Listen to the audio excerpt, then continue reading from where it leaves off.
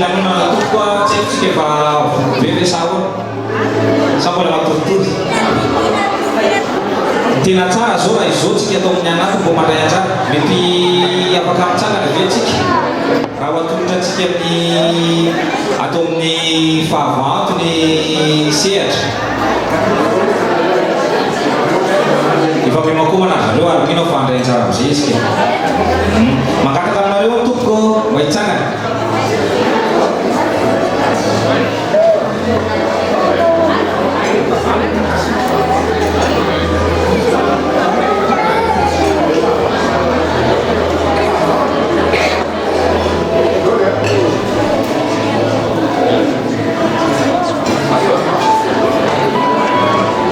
angatana zany ny atao amin'ny fahatany avaratra ndrefa ny favance ny komity raha misy komity ny fahavaratra rehetra atoa dia mbaoka reto mba hitsangana anao iraisantsika ny rehefa mino fa fahaitsika daholo ihany tsy vaovao amintsika ny anoizatsika ny fety rehefa avy eo dia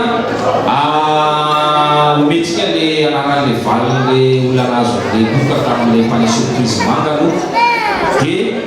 efa mimakomanany avy eo avelatsika be sakafo kely aloha satria misy namatsika zany sady mf izy no sampana vehivavy izy no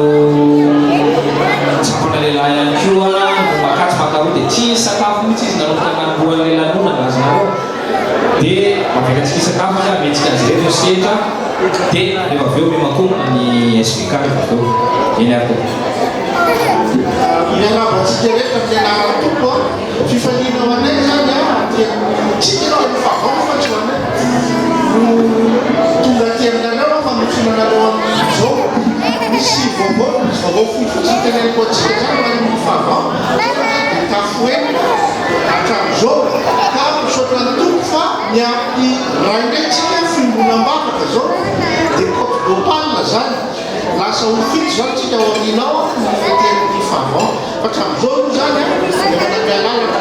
komity idirana cote d'opale ho fimbonam-bavaka hitatsika miandalana eny any zareo fa tsy maintsy manatika foana rehefa misy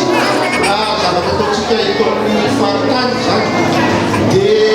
zay ihany angamba fa dia tonga dia iry zay fitiavana akatakatsika andray anjara zay mahay mampamira eny amin'ny toerana Répète 48, hein? 48. On va combien de minutes? 2 c'est 4.